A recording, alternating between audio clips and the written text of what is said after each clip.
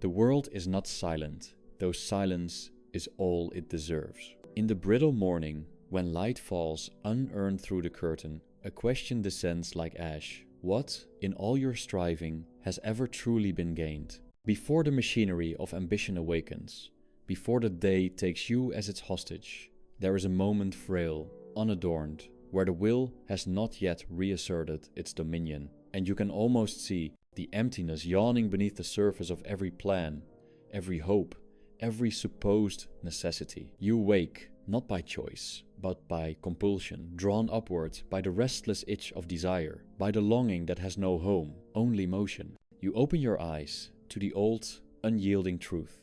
The world is built upon suffering, layered like the sediment of a nameless ocean. Each generation deposits its sorrow, its secret disillusion, and calls it progress. The gears of industry and the thrum of modernity are not progress, but the ceaseless grinding of teeth against the granite of futility. You are told to work, told that toil redeems, that effort is sacred, that somewhere on the other side of exhaustion there waits a quiet meadow of reward. The myth is ancient, that by burning yourself as fuel, you will one day become a light. But what is found instead is the cold dawn, the flavorless food, the vanishing point on the horizon. Hard work is not a staircase, it is a wheel. Each revolution brings you back to yourself, older, more hollowed, with the same thirst humming in your bones. The will pushes you forward, not out of hope, but out of blind necessity, indifferent to your suffering, unmoved by your exhaustion. How quietly the world rewards the obedient. It gives you just enough to keep you moving, a taste, a glimmer, the faint echo of one day. But the day never comes. The present is forever mortgaged to an abstract future, and you become the collateral. The only thing truly produced is more longing.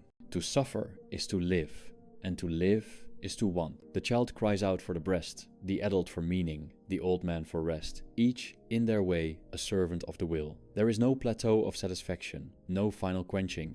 The river of want carves its path through your being, and you follow, believing that persistence is virtue, that effort is salvation.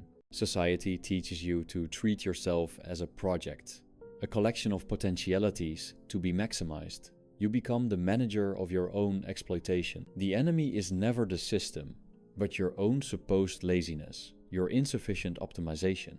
You are urged to become more productive, more efficient, more marketable, more tireless in the pursuit of goals that shimmer like heat mirages. And when you finally collapse, it is not the system that is blamed, but your own frailty, as though the wound is your fault for not being immortal. Behind every advertisement for success is the quiet hum of anxiety. You are not enough. But you might become enough if only you try harder, sacrifice more, burn brighter. You become a worker bee in a hive with no queen, spinning honey for a hunger that is never sated. The myth of meritocracy, the tale that effort equals outcome, serves only to intensify your servitude. The truth is far simpler and more brutal. The world is indifferent to your striving, and its rewards are scattered at random, like coins tossed into an abyss. You feel the ache in your muscles, the weight in your chest, the dull throb behind your eyes. Each is a reminder, you are not machinery, though you are made to perform as one. The cost is not only physical, it is metaphysical. Every hour sold is an hour lost to contemplation, to silence, to the slow unfolding of being. To be busy is to be exiled from yourself. Your deepest insights come in moments of idleness, in the silence that work forbids. But silence has become intolerable, an empty space where the true condition of your soul threatens to reveal itself. You chase distraction as if it were air, terrified of what the quiet will show you. To pause is to feel the nausea of meaninglessness, the vertigo of the unfilled void. But there, in that abyss, is the only hope for clarity. Only by staring into the nothing can you see that it is not a flaw in the design, but the design itself. Existence is not a puzzle to be solved, but a wound to be endured. The promise of a final cure is the most persistent of illusions.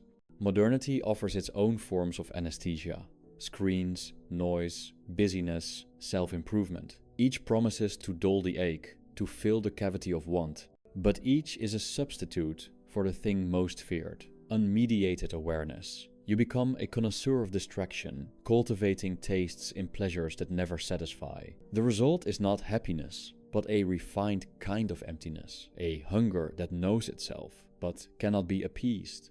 You are told to find your passion, to align your work with your essence. But passion is only want with better branding. To desire is to suffer. To be passionate is to suffer more acutely, more personally.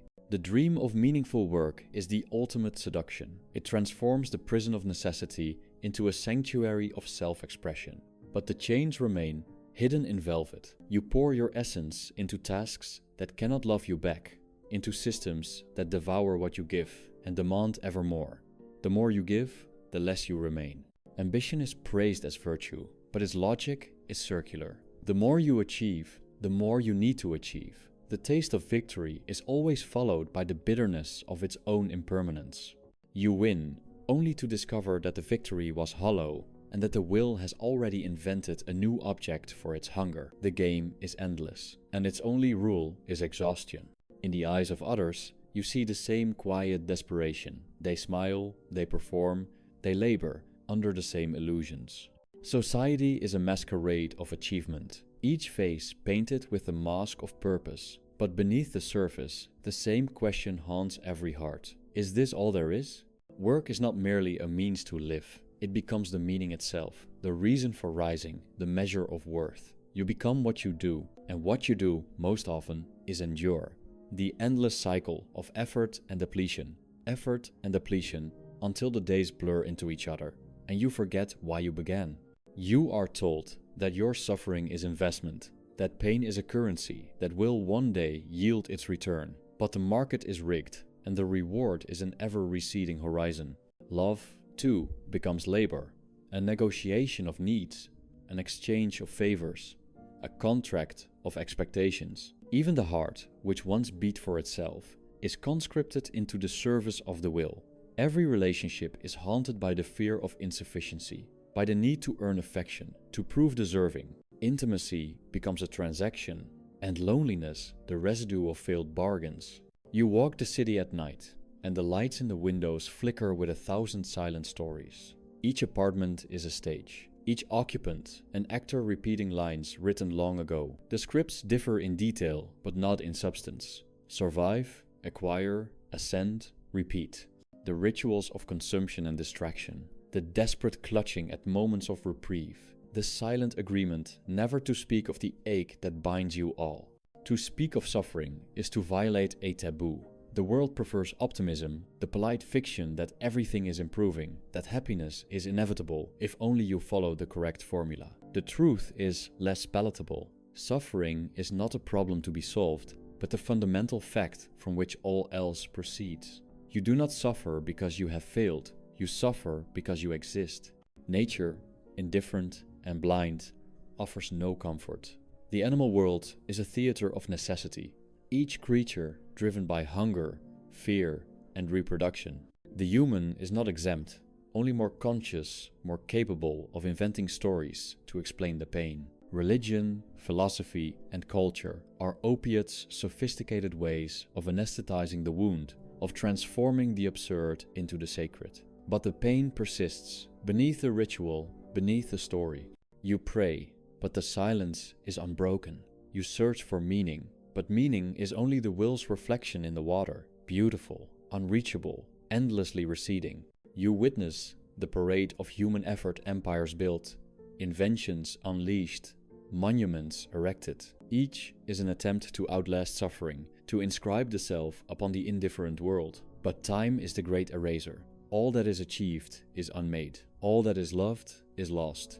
The pages of history are soaked in the sweat of striving, but the ink fades, the paper rots, and the stories return to dust. The body ages regardless of your intentions. Youth is squandered on the illusion of permanence, on the belief that effort can purchase exemption from decay. But the mirror tells a different story.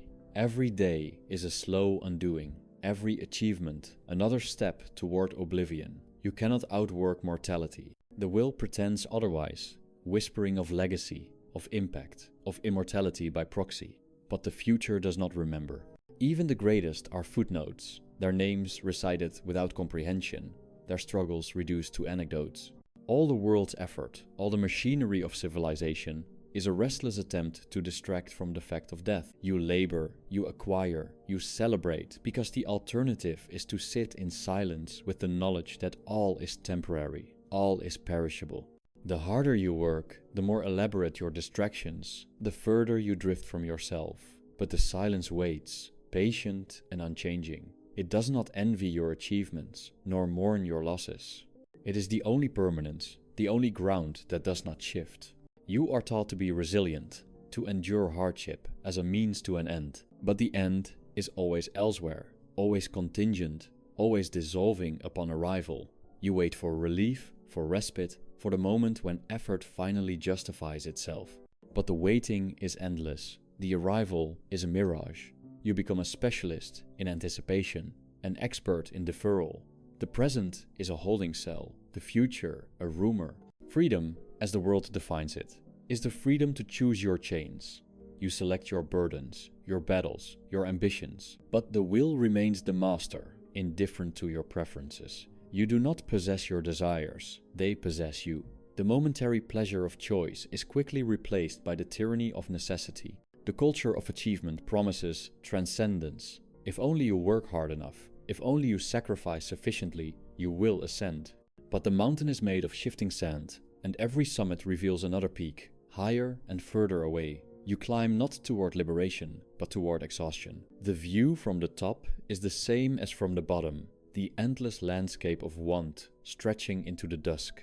To rebel is not to refuse work, but to see through it, to recognize its place as a symptom, not a cure. You work, but you know the cost. You strive, but you do not expect salvation. The clarity of resignation is sharper than any hope. To let go of the illusion of progress is not despair, but a kind of peace, the peace of the condemned, who no longer struggle against their chains. There is a relief in honesty, a strange comfort in naming the wound. When you stop pretending that suffering is a failure, you stop needing to hide. The world softens, not because it is kinder, but because it is finally seen for what it is, a field of pain, made bearable only by the brief flicker of awareness.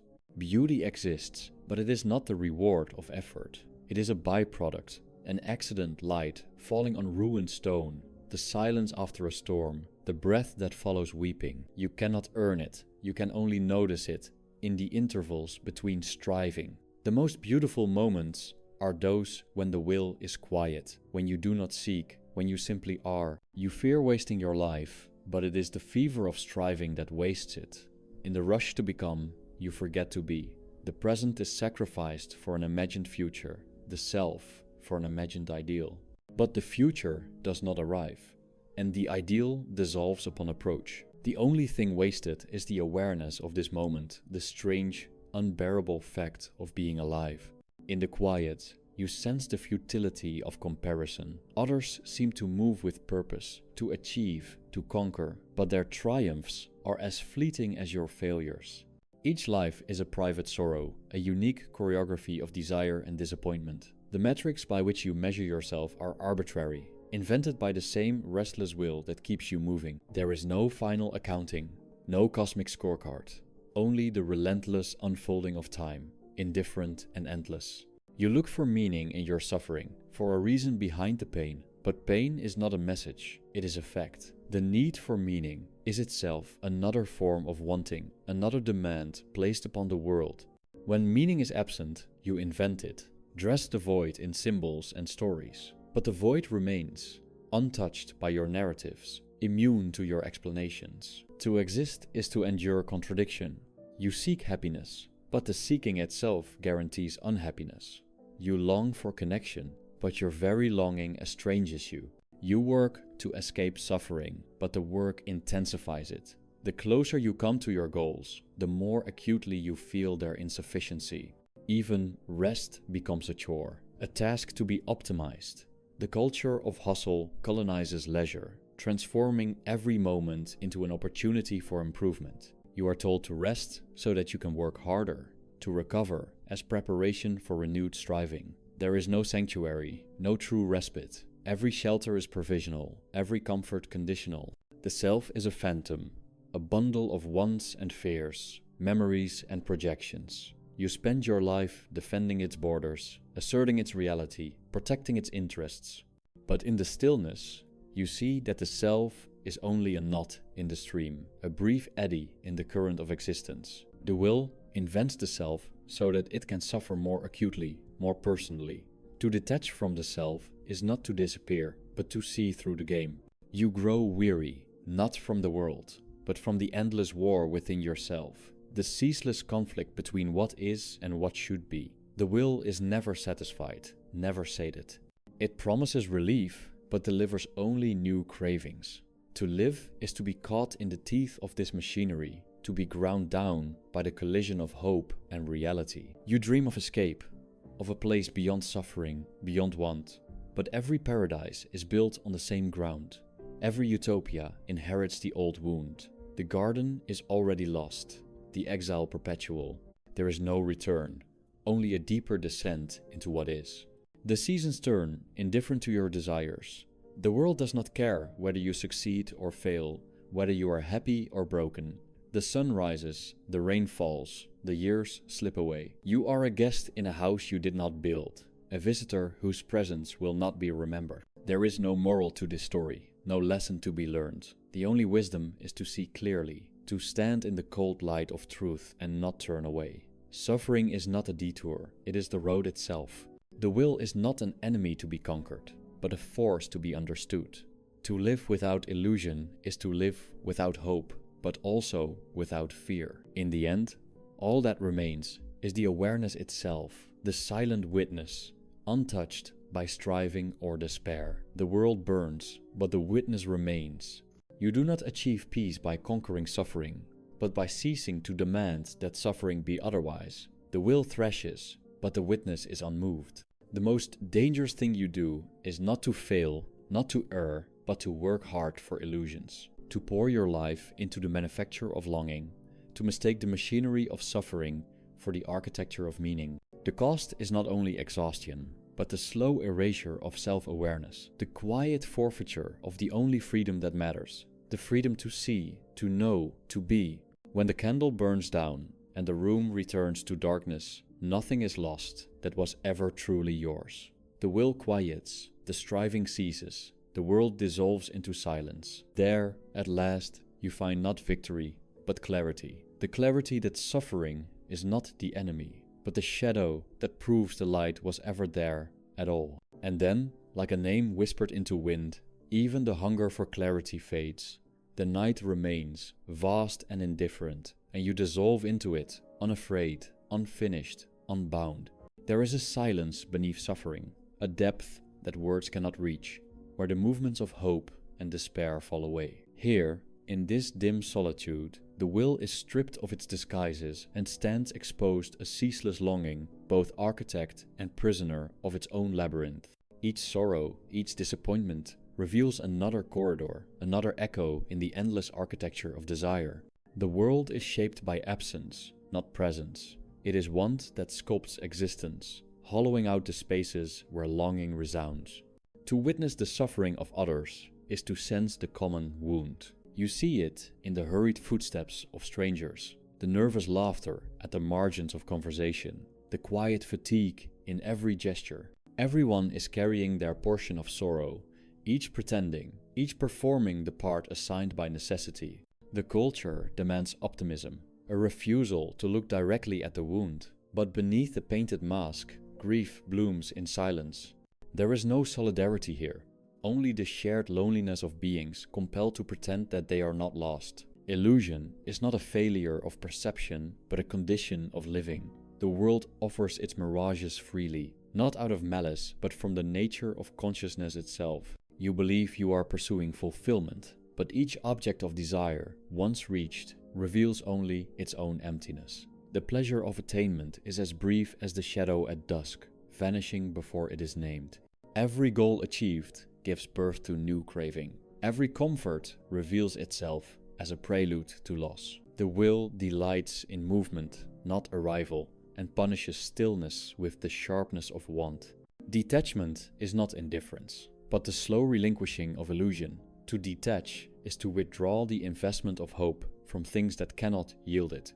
You watch as the world performs its endless drama of ambition and rivalry, and you recognize the futility in each gesture, the exhaustion behind each smile. You let the current move without resistance, no longer believing that your struggle can shape the flow. Resignation is not surrender to defeat, but the quiet clarity that comes when effort has spent itself, and the self is no longer at war with what is. In solitude, the self dissolves into its constituent fragments, memories, fears, dreams, and regrets, each drifting like leaves on still water. You see how each part was constructed by pain, each desire sharpened by absence. You realize that to be alive is to be a site of fracture, a convergence of forces that cannot be reconciled. There is no essence beneath the layers, only the play of want and the fleeting calm that sometimes appears when want is momentarily exhausted.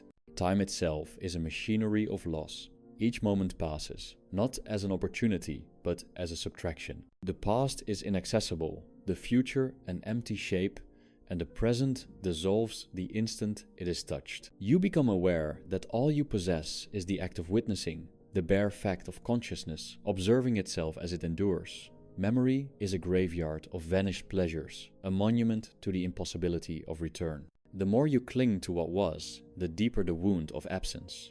The mind, seeking refuge from pain, invents fantasies of permanence. You imagine that your suffering will be redeemed by some later joy, that the scales will one day balance. But the world does not operate by such laws. There is no compensation, no accounting that restores what was taken. Suffering is not an investment, but a tax on being, and joy, when it comes, is a brief reprieve, not a reward. You learn to stop expecting justice from the world and find a kind of peace in the acceptance that none is coming.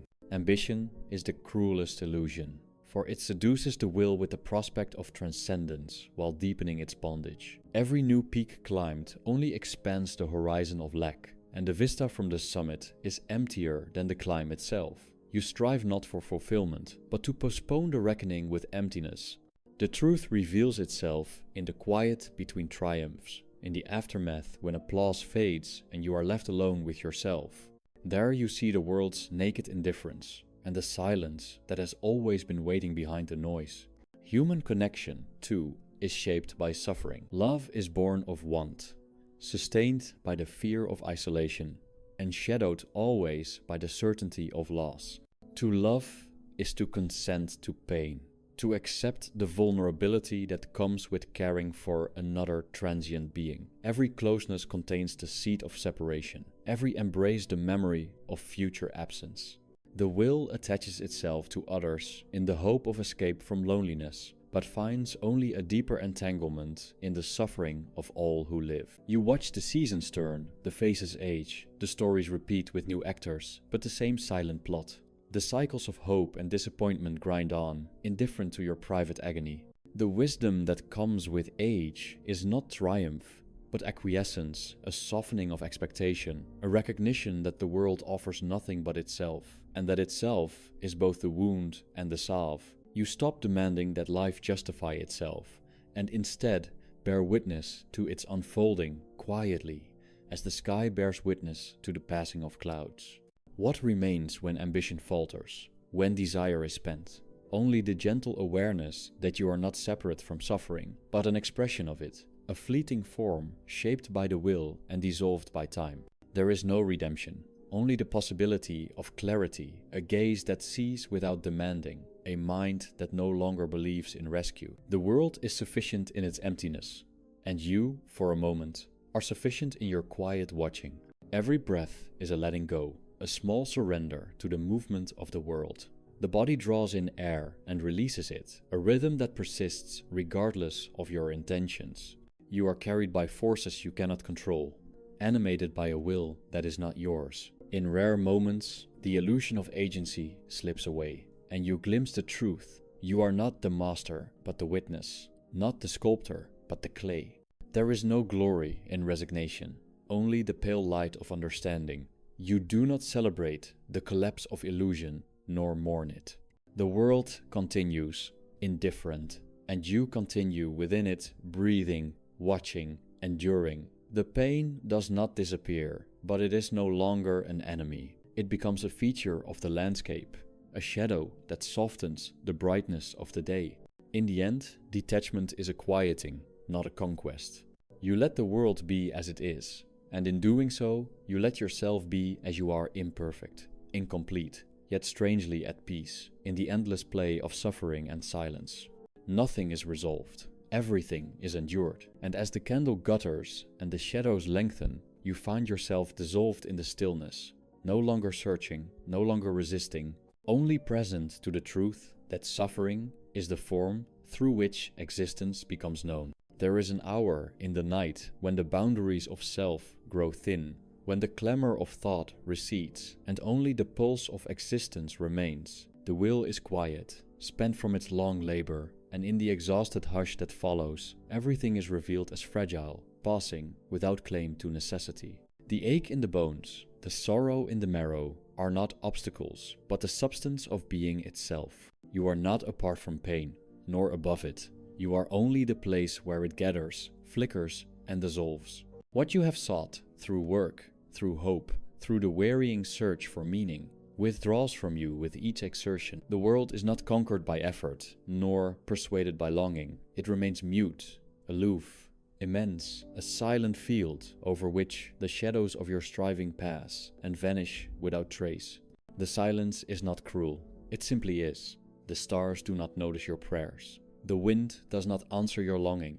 You come to see that there is nothing behind the veil, but more veil.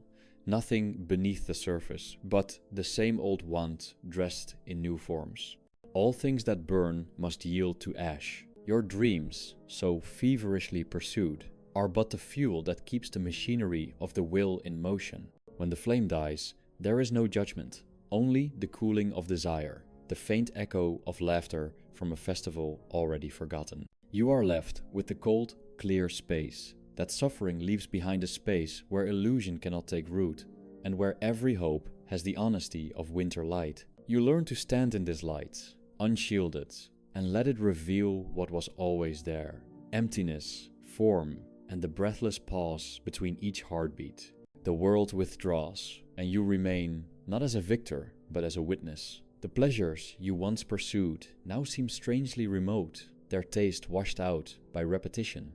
Even sorrow loses its urgency, becoming a quiet presence in the room, a companion without demands. There is relief in this, no further need to explain, to justify, to adorn what simply is. The hunger for escape weakens, replaced by a grave serenity, the understanding that all that arises also departs, and that nothing is withheld except the illusion of permanence. You observe others caught in the same old chase, their faces marked by hope and disappointment, their voices tremulous with the anticipation of fulfillment. You do not pity them, for you recognize yourself in their longing. Their suffering is your own, refracted through the prism of individual fate. The entire human enterprise appears as a tapestry of pain, woven by hands that do not know their work, unraveled by time before the pattern can be seen. Yet, in the quiet, you find a strange, sorrowful beauty in this ceaseless weaving and unweaving, a beauty that is born from the futility itself, the tragic dignity of creatures aware of their own undoing. The moon rises, indifferent, and your heart beats in time with the world's unanswerable questions. The body, worn by desire, moves with the slow grace of resignation. The mind, no longer eager for solutions, becomes a vessel for silence, carrying the weight of unfulfilled longing with a gentle steadiness. You learn that the will is not to be defeated, but outlasted not by violence, but by the quiet attrition of acceptance. You begin to vanish from yourself, slipping out of the tight circle of identity into the open field where suffering and joy are indistinguishable ripples in the surface of consciousness. You watch thought itself dissolve, leaving only the clear, indifferent gaze that neither seeks nor recoils. The world does not soften, but your resistance does. The sharpness of pain remains, but it no longer draws blood. It is simply sensation, neither curse nor blessing, only the mark of having lived. In this final quiet, the question of meaning fades. You see that meaning is the garment draped over the emptiness, and that emptiness is not an absence but a presence, vast, unbroken, indifferent. The will lies still, spent, and you remain as awareness alone, untethered, unpossessed, serene in the knowledge that nothing more is required. And when, at last, even awareness grows thin, you enter the stillness that was always waiting, silent, endless, without hope and without regret. You dissolve into the world as the world dissolves into you, a vanishing without witness, a silence that cannot be broken. Nothing is redeemed and nothing is lost. There is only this quiet, vast, and without end,